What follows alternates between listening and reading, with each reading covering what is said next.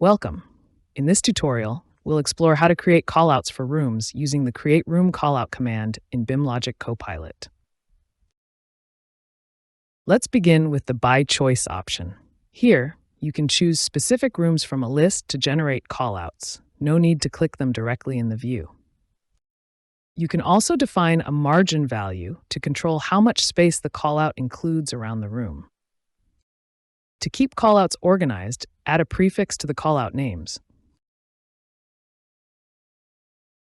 Now let's click Run button. Callouts are created instantly for the selected rooms using the options we defined. Now let's create another room callout by selecting different options. Let's try the By Selection method. Simply select rooms directly from the current view.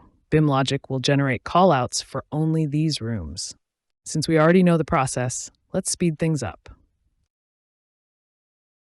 Let's click the Run button and see the result. Our room callouts have now been created with our adjustments. Now let's create another room callout using the final option.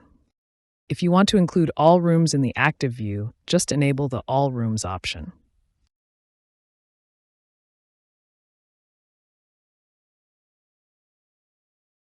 Let's review the result. Here, our callout for all room have been created.